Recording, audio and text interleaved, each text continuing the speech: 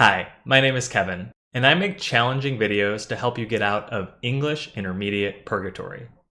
In today's listening exercise, I'm going to give you advice on what's the one thing you should try to do every day to improve your English, even on days where you don't have a lot of time to practice. Throughout the video, I'll be using this icon to let you know that you're listening to a workout sentence. This means that at the end of the sentence, I'll ask you to repeat it out loud from memory.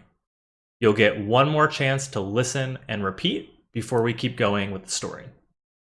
It may be difficult to remember a sentence after hearing it just 2 times. If that's the case, just go back and rewind as many times as you need to in order to be able to repeat the sentence easily. Repeating sentences like this is much more useful than passive listening. It's a technique you can use to better internalize sentence structures or new expressions, so that way you can just start thinking directly in English when you're having a conversation and not have to translate everything word for word. Ready to get started? Here we go. If you're like me, you feel like you never have enough time to study. There are so many exercises you could do and so many things to improve.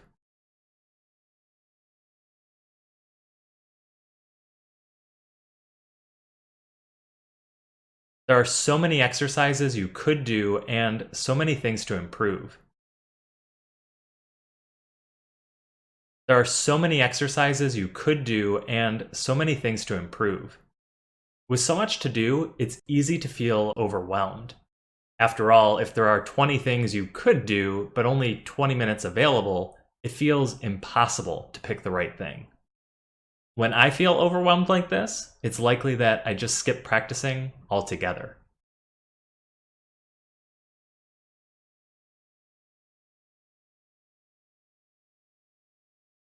When I feel overwhelmed like this, it's likely that I just skip practicing altogether.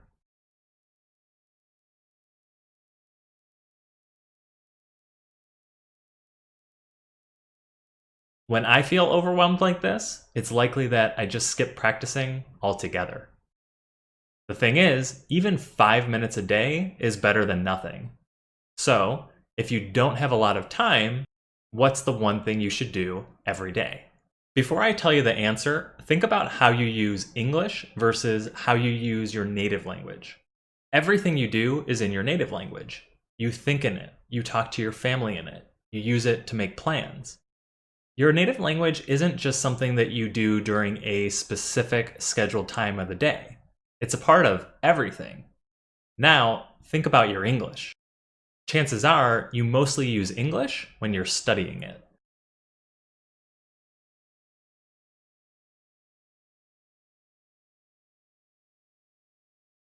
Chances are you mostly use English when you're studying it.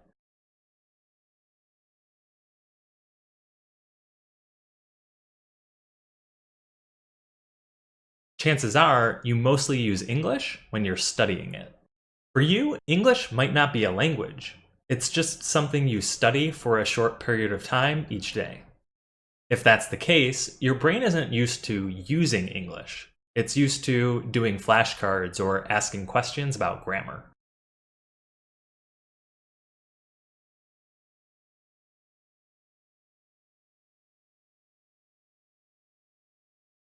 If that's the case, your brain isn't used to using English. It's used to doing flashcards or asking questions about grammar.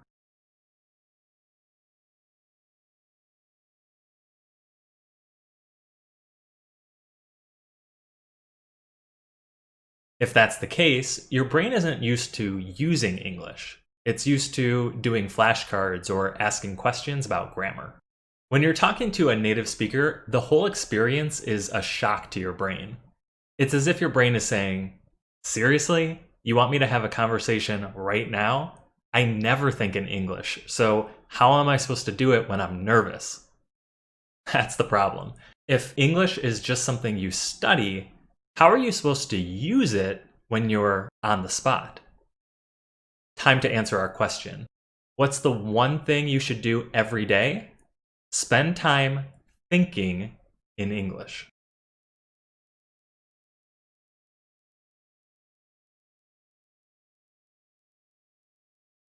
What's the one thing you should do every day? Spend time thinking in English.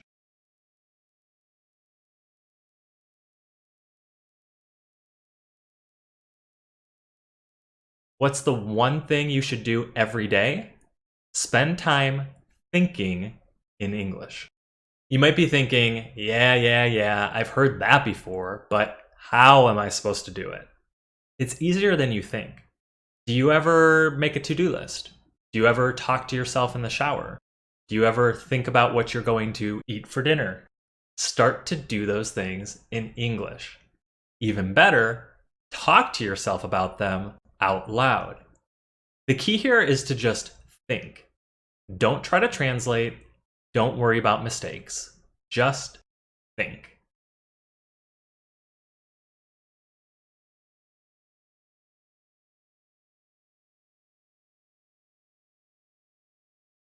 The key here is to just think.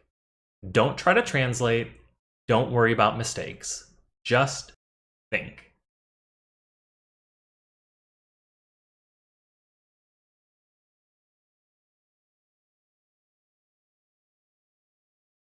The key here is to just think. Don't try to translate. Don't worry about mistakes. Just think. What's the difference? Translating means thinking about an entire sentence in your native language and then trying to change every word to English one by one. Thinking means taking structures that you already know and simply replacing specific words. For example, you're probably pretty comfortable with the structure I want something or I need to do something. So when you're talking to yourself, you can simply say, I need to do, without having to translate that part word for word. I need to do my homework. I need to eat dinner. I need to study English. This is a super simple structure that you can use directly without having to translate. To learn more about this strategy, you can check out my video on thinking directly in English. By the way, if you're talking to yourself and you get stuck on an idea that you simply don't have the word for or can't talk around, write it down and look it up later. This is a great way to figure out the important vocabulary to learn. After all, if it's something that you're trying to talk to yourself about, it's probably important.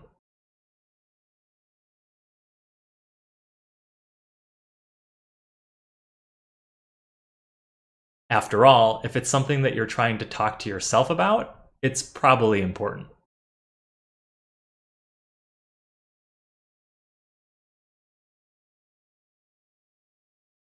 After all, if it's something that you're trying to talk to yourself about, it's probably important. This whole exercise will feel pretty strange at first, and you might get some weird looks from your family when they hear you talking to yourself. But the more you force your brain to think about things in English, the easier conversations will be. The best part is that you can do this exercise anywhere at any time without any books, apps, teachers, or native speakers. It also doesn't require any extra time in your day because you're already doing these things. You're just going to do them in English. Do you ride a bus to work? Talk to yourself about what you're going to do when you get there in English. Did you just get into a big fight with your girlfriend? Talk to yourself about how you're going to apologize to her in English. Keep in mind, talking to yourself isn't going to fix mistakes or help you understand tricky accents.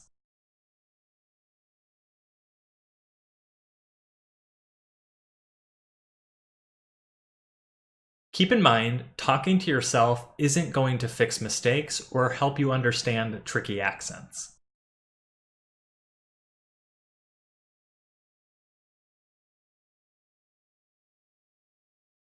Keep in mind, talking to yourself isn't going to fix mistakes or help you understand tricky accents. Other exercises will help you do that on days when you have more time. That said, if you can make a habit of talking to yourself, you'll get a lot more comfortable using English. The more comfortable you are, the more you use it. The more you use it, the more confident you'll be.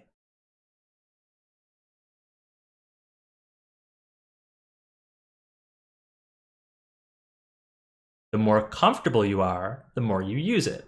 The more you use it, the more confident you'll be. Great job! You just made it through another challenging English workout. Repeating sentences like this helps you discover areas you need to improve and helps you get used to new sentence structures. I recommend that you come back tomorrow and try to repeat the sentences again. You'll be impressed by how much better you do the second time. For now, take a break. You've earned it. If you like this video, head over to deliberateenglish.com, where you can sign up to get even more advice from me.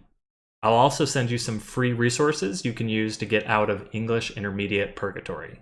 Have a good one.